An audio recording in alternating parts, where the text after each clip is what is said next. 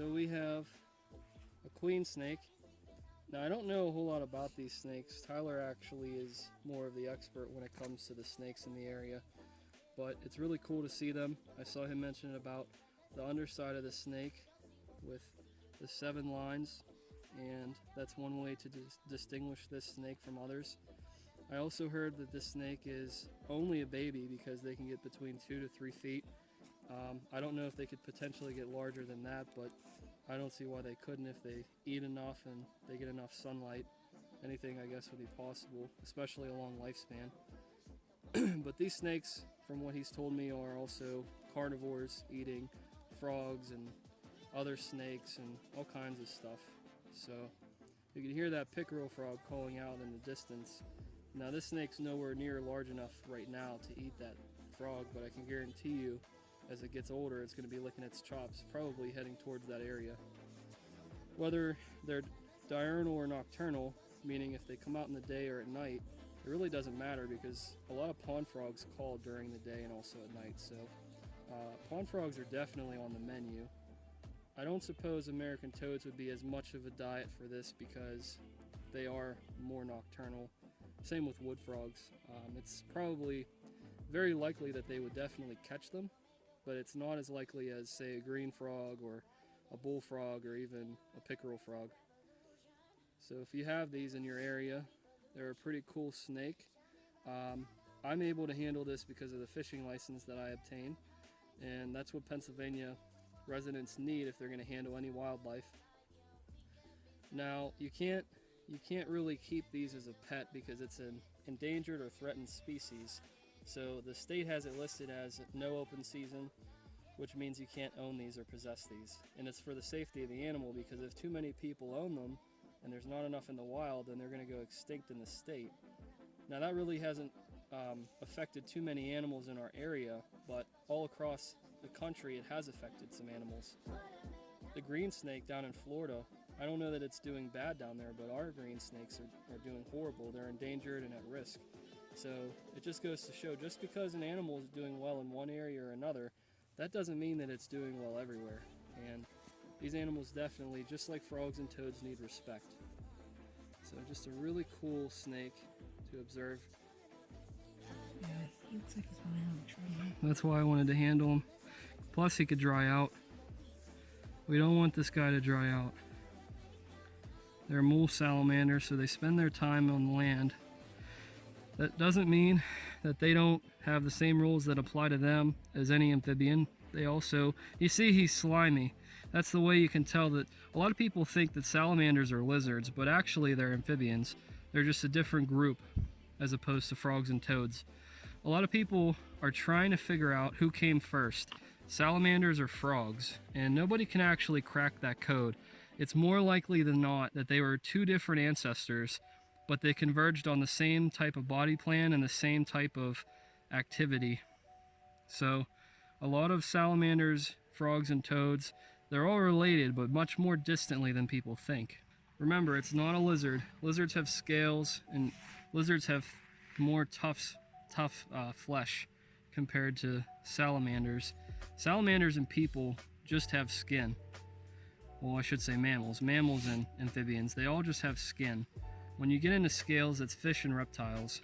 Now this salamander is very unique because it secretes a toxin that is almost like glue. And the reason why is because it wants to glue the mouth shut of any predators that are attempting to attack it. Now that I've kind of got it a little more subdued and it's crawling around, it's also losing a lot of water. So we're gonna have to be very careful. We don't wanna dry this animal out too much, but it's really, really cool to see that this species can flourish anywhere. They are probably one of the most abundant species in the western side of Pennsylvania. I know that they're very abundant in the county that we're in Cambria County. So it's just really cool to see. They have a lot of records on the state census going on PARS, Pennsylvania Amphibian and Reptile Survey. It looks like that this salamander has also maybe lost its tail. You can see it's a different color as opposed to the rest of the salamander. And they have the ability to regenerate limbs and body parts of all sorts, which is very unique. Only to my understanding, salamanders have this ability. So I feel he's getting dry. We are going to have to set him down, but we can set him down on his way. Always good to let the animal go on its way. Yeah. So, let me see, do we got, well, does anybody have water? In the car. Another ringneck. How old do you think this one might be? Maybe a year or two. So that's a young one too? Yeah. I'd say it might be full size. Oh, you think that's full size? Yeah, some only get this big. Most don't get too big. Do the males or females get larger? I think females get larger. So it's the same as the red belly? Yeah, same with most, the majority of snakes, but So this could potentially be a male? could be. There's usually only one way to find out. But you can tell it's kind of milky, ghosty. I do believe this animal is in the molting process. Yes. Found another one. Is that one bigger? Probably should get some pics of it. I think so. Ominous, you pick up a snake and then you hear a coyote calling in the background. Two things a lot of people are afraid of. Both of them very misunderstood. Let me show you guys. We got a camera and a phone. Everybody's trying to cash in on the snake. I'm surprised to see how wet it is. That's what I mean. It was a weird spot to find one. Yeah, look, it's like really muddy too. I gotta work on that. It's okay.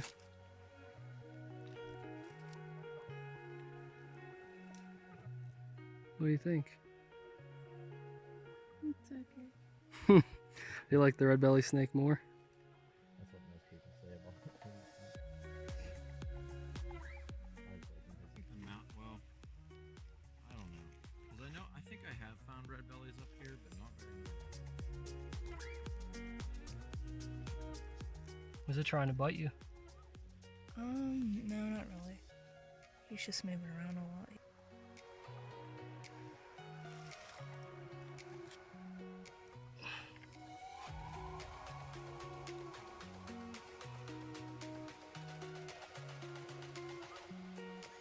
He's wrapping around me. He's looking for the next thing to climb on.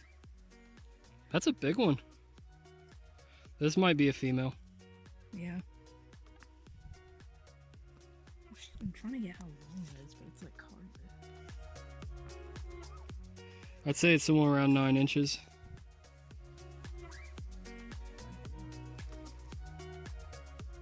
I guess he doesn't want to live under his rock anymore.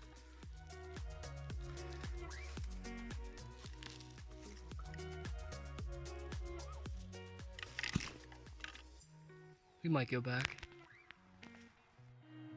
Hey there, little buddy. Look at that. We have another impressive find for tonight. Baby American toad. You can just barely see it. It's hunting on this hillside. Actually pretty close to the young wood frog. Pretty cool. I've never actually seen them so close together before. But you can see this little American toad is just wandering around. It's a perfect night to be out for them hunting. Same thing as the wood frog. Although I didn't think this would be ideal conditions for American toads, that we'd find an abundance of them, but it is true that they enjoy the same habitat, same conditions as wood frogs. A juvenile red-bellied snake. These snakes are truly incredible because they don't get very large. This is, like we said, a juvenile, but they're not going to get too much bigger than this. I've read about 9 to 13 inches. Does that sound pretty accurate, Tyler? Yep, definitely. So 9 to 13 inches for this species is where they top off. One of the unique things a lot of Pennsylvanians and other northeastern residents probably fail to realize is over half of the population of snakes that we have in the Northeast don't eat amphibians, or they don't eat frogs and toads specifically. Because red bellies, even though they aren't really frog and toad eaters, they will eat the smaller salamanders if they get their chance. They will eat metamorph frogs and toads just as well, but it takes a long time for that to happen. This snake is in no way, shape, or form gonna pick off anything that's very much larger than maybe an isopod. I couldn't see it really ingesting a salamander. Maybe it could, I don't know. I mean, I know they can expand pretty far. But red bellies are a really calm snake. You see how it's not biting Tyler? The decay brown snake, the one closest relative to this species, would actually have probably tried to bite him a few times by now. That's the one reason why I really like the red belly snake, is because of its cool and calm demeanor. And it's one of the few snakes that actually poses no threat to the American toad and the other amphibians that we showcase on Frog Week. The red belly snake is a really uncommon snake. It's very unpopular. People really don't even have care sheets. They don't have a whole lot to describe them. They primarily focus on snails, slugs, and earthworms, what they eat, and redback salamanders. That makes up the majority of their diet. They're a very rare snake because most snakes don't specialize in pulling snails out of their shells and slugs. The majority of snakes either are carnivores, eating meat, or they eat different insects. But it's really unique to see this species and to observe it in its natural habitat. So hopefully we can find a couple more, but it's really unique to get some cool footage of this snake. It is abundant in Pennsylvania. It's found in every county pretty much.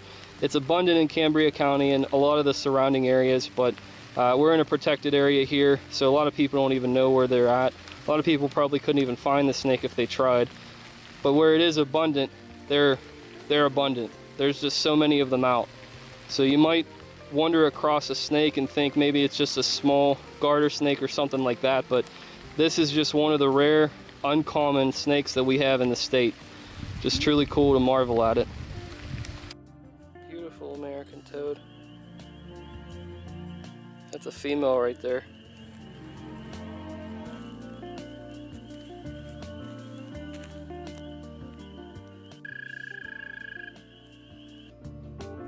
Pennsylvania is home to so many amphibians and reptiles. It's always exciting to go to new locations and find stuff that we've never discovered before. Stay tuned because we have so much more to offer you, especially part 2 of this episode. Continue to follow Frog Week, please subscribe and share it with your friends. We'll see you in the next one.